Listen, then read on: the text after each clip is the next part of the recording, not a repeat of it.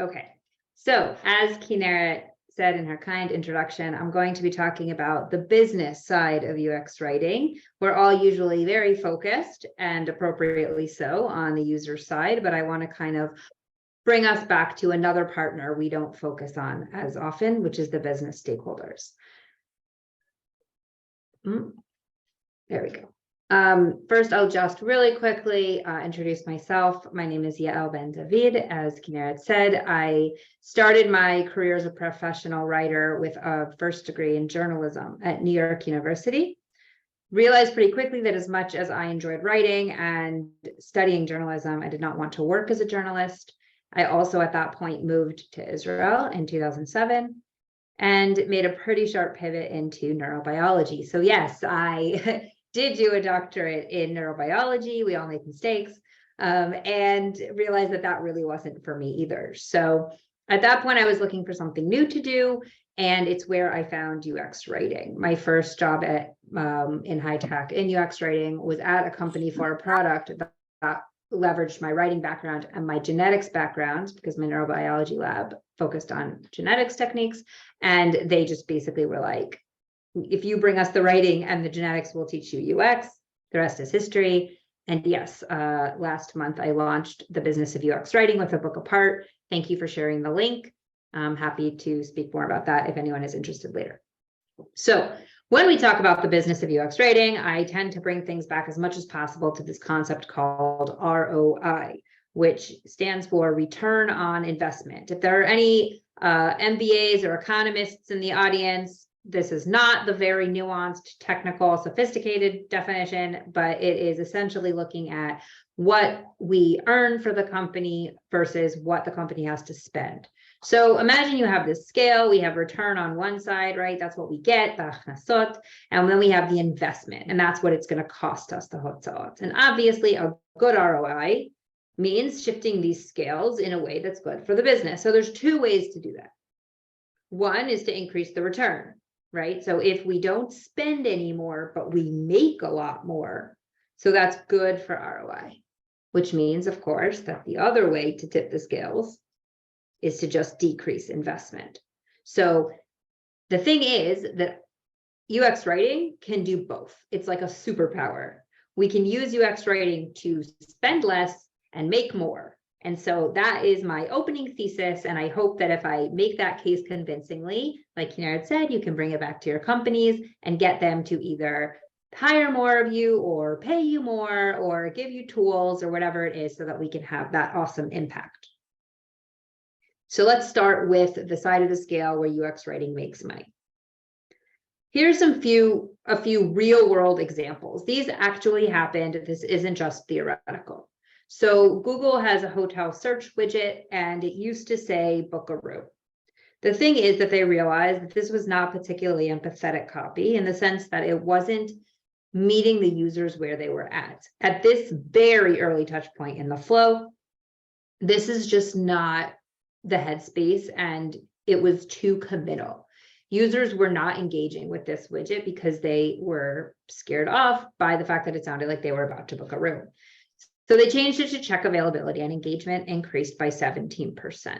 This is a big deal. First of all, 17% is a huge number.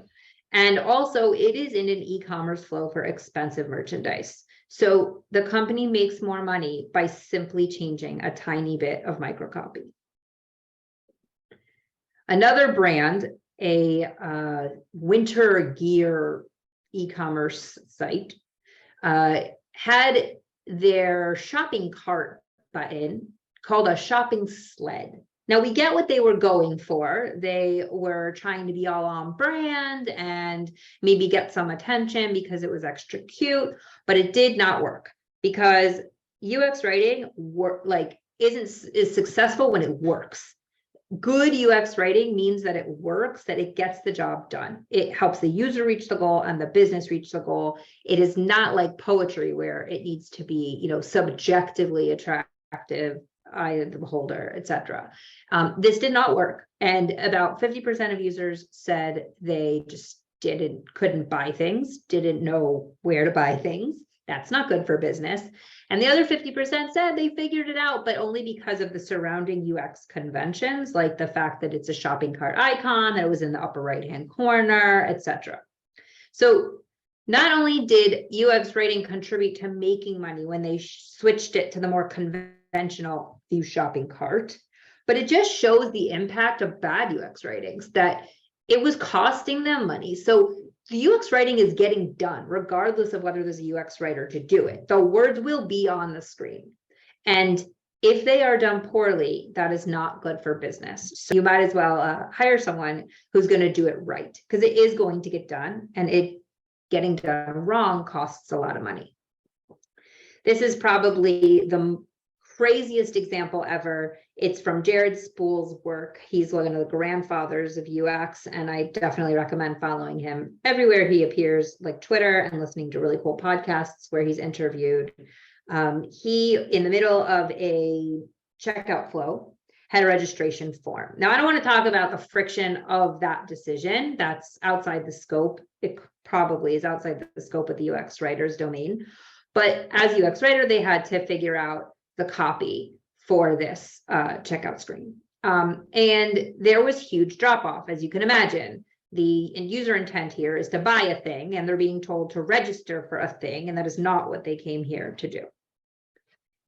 They literally changed one word, register to continue, which resulted in 45% more customers completing a purchase, which translated into $15 million in the first month and $300 million the first year. So this anecdote is well known and called the $300 million button.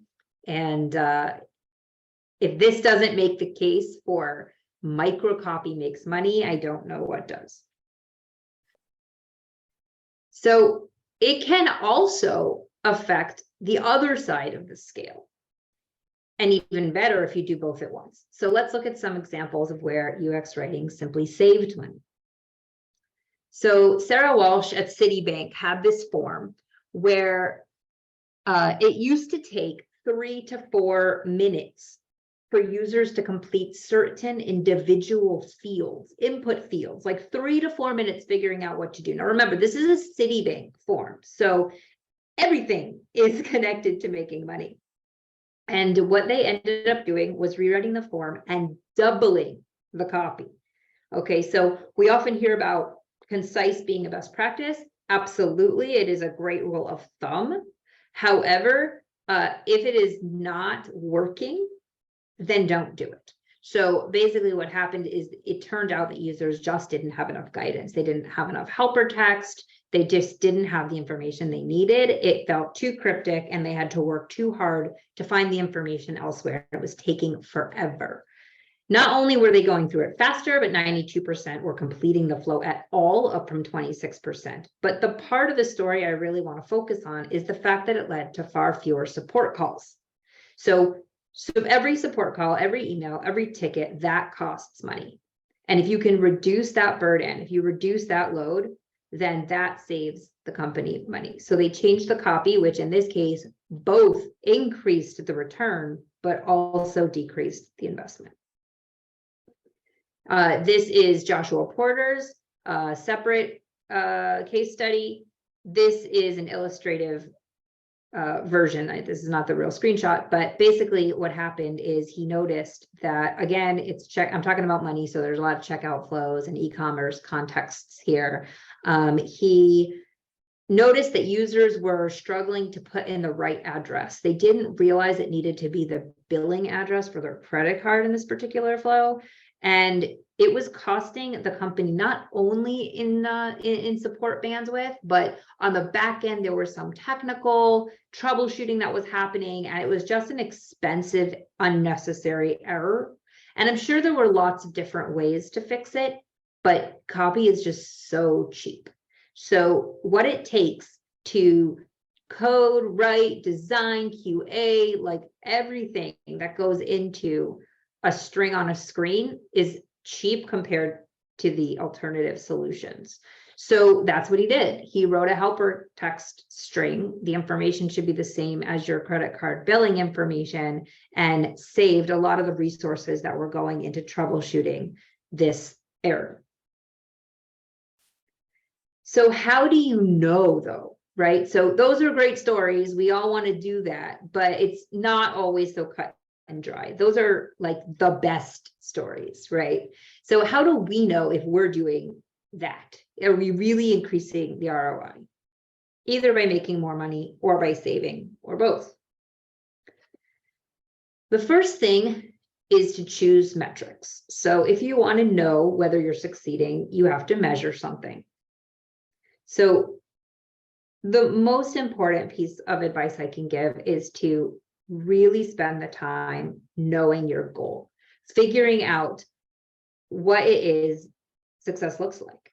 Because a lot of times we might just write copy we think is good and measure it using whatever data collection points are already in place and get a number, and then not really know what to do with that number and not really know if that means we succeeded. So it's really important to have that foundation, to have that North Star, to go through whatever discovery process with business stakeholders and decision makers that you need to go through, to really know and articulate and get consensus around what the ultimate goal is that you're trying to succeed at. And then you break that down into smaller chunks that can be measured, that can be tied to metrics. Think critically about accurate proxies. So now you know what you're aiming for, and you need to measure something that gives you insight into whether you've achieved the thing you're aiming for. But you need to measure an accurate proxy. What I mean by that is, for example, if you're looking to know whether you've improved the content of an email, but you're measuring open rate, that's not going to answer your question, because open rate was only going to measure the success of the content in the subject line.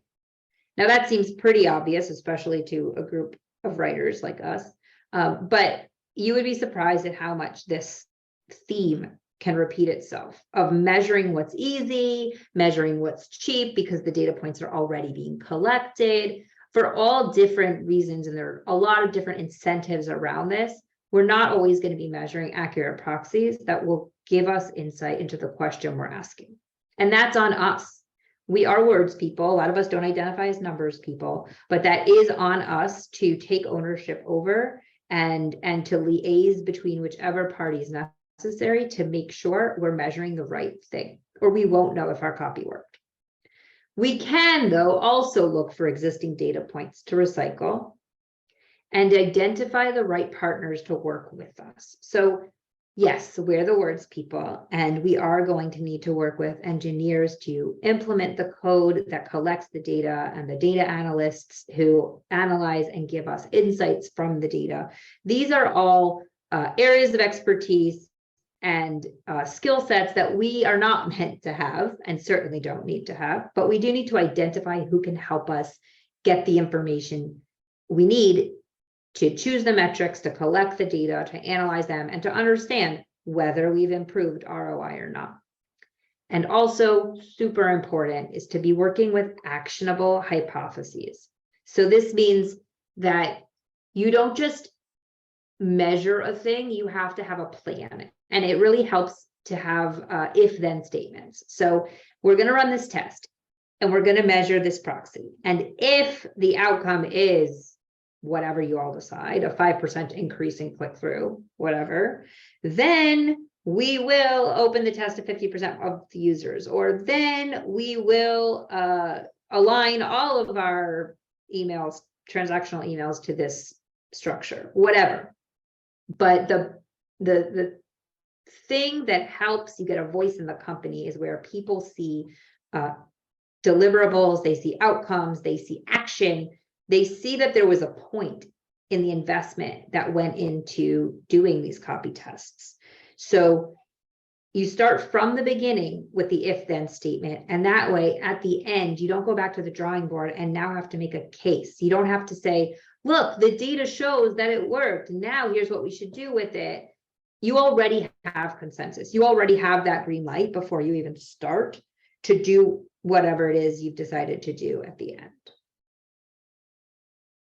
Okay, this is usually everyone's like favorite part, the quantitative value. So now we want to know about whether we have influenced the ROI or not. Quantitative is usually like the sexy part of that exploration. It's where all the numbers come from in the examples that I gave you before. So there's lots of ways to determine the quantitative value of your work. And this is not a research lecture, but just a few are A/B testing, right? So you compare a few different solutions. This is really popular on button copy, for example, and you can find in quantitative terms, hard cold numbers. This was 7% better than that.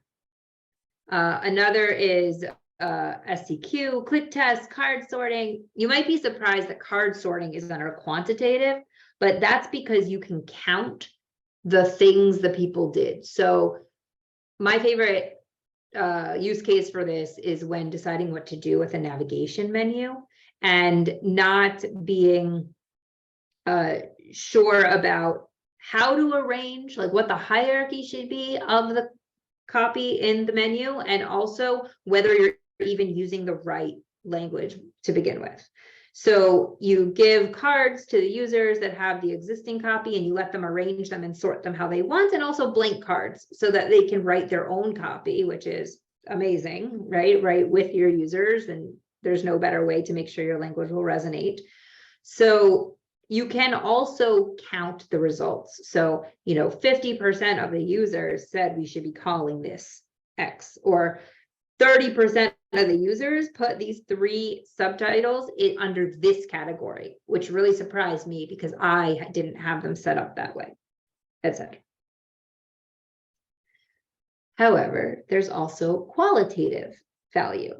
It's not just about the things you can count. And this is really important because, first of all, it shows that there is a multi-layered, robust effect of the work that we do. And it's also important because there are those of us who are probably looking at this presentation so far and saying, yeah, it sounds amazing, but it's a pipe dream. I'm at a place that's either too small or just doesn't get it and won't give me the resources. I'm never going to be able to collect that data. And I hear you, but it doesn't mean that you can't measure your impact in another way. So there's also qualitative value to the work that we do.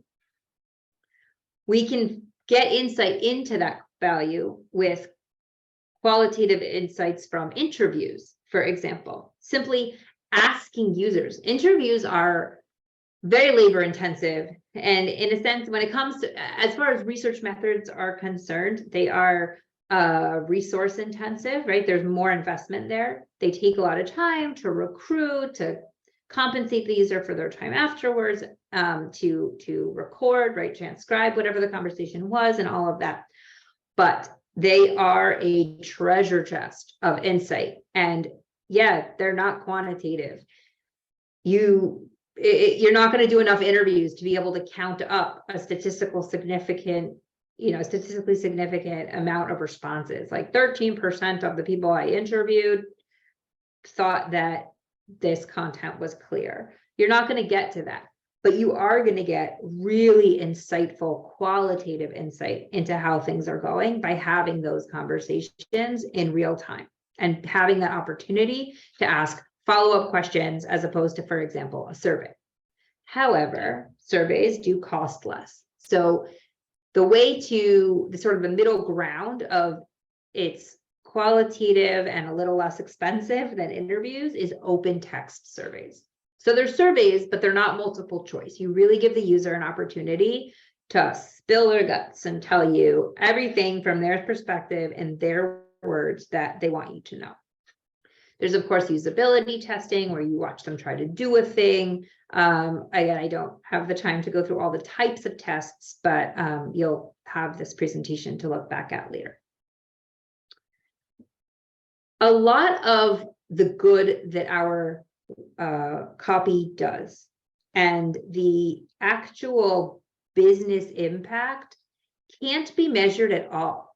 Not in quantitative A/B testing, not in qualitative interviews. It's just not something you're going to be able to collect a lot of data on, but that doesn't mean that value isn't there.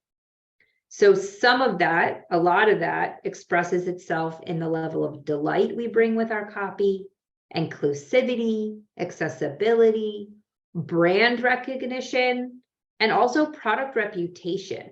So when, a company ends up in the news because there was shaming language in the product, that is bad for the product reputation, and that is going to be bad for the business bottom line, and that's on us, even though you can't really measure it. Same with brand recognition. There are plenty of brands where I could show you the product right now, take out all the visual, just give you the content in a vacuum, and you would immediately, based on the voice, recognize that brand. That's a really powerful tool for businesses, but it's not really something we can prove in that sense. Great example I love of delight. Like, we don't have Starbucks in Israel, but we all have been to Starbucks all over the world, and they have this shtick, right, where they write your name instead of your, calling out tall, double, skinny latte, extra hot. They would say like Yael, but they don't know how to say Yael, because what do you do with two vowels next to each other like that? They don't know. So there's this sort of, this is like a micro, non-digital microcopy error state. And there's this example on the internet of someone writing, I am still going to spell your name horribly, horribly wrong.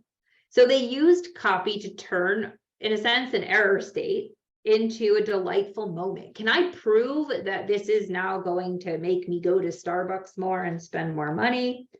No.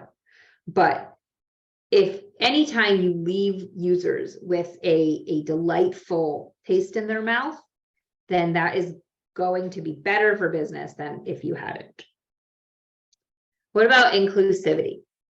So here's the thing I have to say about inclusivity before I even get to the example. Including more people is not only ethical, it's also very easy to say how it's good for business, because including more people, that is more customers, more users, more paying members. More people is good for business. So I love this example of a Slack bot I was interacting once. And I wrote, hey guys, I need some advice. And it said back to me, we're not only guys here. How about saying all friends, folks, lovely people? And I know that something Kinerat's done a lot of really great work on is gendered language and how to write gender neutral. And here it came up in English, which is very rare. And that's very cool. So when we pay attention to the inclusivity of our language, yeah, we can't quantify or even in a qualitative way really come with any kind of metrics about what that did, but we can definitely all rally around including more people is going to be better for the company, and that we can do that with our copy. Same goes for accessibility. Whether you're talking about somebody with a permanent disability, like a missing limb, a temporary disability, like a limb that is out of use for now, or a situational disability, right? New parents are also maybe working with one arm, or distracted or exhausted, or, and therefore need even more accommodations made around cognitive load. This is a very tiny taste of the types of accessibility needs we should have in mind when we're writing copy. Again, it's not only the right thing to do, it also means more people are able to use our product. There's value to all of this. It's ethical, it gets you more users, and there's also a sort of trend called goodvertising, where companies will spend a lot of money for philanthropy, not purely altruistically, but because being altruistic is already a thing that has been shown and is believed to be good for the business bottom line. People like to buy from brands and to interact with products who they feel do good. So if we do good with our copy, in addition to bringing in more users and doing the right thing, it also leans into this trend of goodvertising. My favorite part of this whole presentation is understanding the mechanisms of action, as we would say in my neuro lab, getting under the hood and understanding, but why does it work? So that is like, could be a whole nother half hour unto itself. So I will leave you with just a taste. It increases return and decreases investment many times by either decreasing friction or driving motivation. So there's two things we need to do to get a user through a flow. Make them want to go through the flow and make it easier for them to go through the flow. So you can decrease friction by helping users help themselves. That's generally helper text. So if you notice that users are about to click a button or fill in a field and they're stuck because they don't know how to do it, or what information are you looking for here, or I'm not completely confident what's going to happen after I click this button, you can help them help themselves, help them, like a tooltip that helps them understand where to go get the piece of information you're looking for. That decreases friction or removes technical barriers when they don't need to be convinced, they don't need to be sold, they just need to understand how to do the thing that both you and they want done. And you can drive motivation. We use our copy to increase their confidence in us as a brand, as a product, as a business, as a partner in accomplishing a goal. And we also can give incentive and opportunity. My favorite place to use copy for incentive and opportunity is empty states. Usually an empty state is a thing we want filled. And so that is where I would want to drive motivation by spelling out why they should fill it and helping them find out how to fill it, giving them the opportunity, giving them that link text or that button or whatever it is to tell them not only why they should want to, but also give them the opportunity to do it. That's just a taste. I hope that taking this all in together, we can tip the scales, each and every one of us, in our day-to-day work, and that this was valuable to you. This is where you can find me online, my website, yaelbendavid.me. I'm also in all the places, and this is my book, which I believe the link to was shared in the chat. Thanks so much.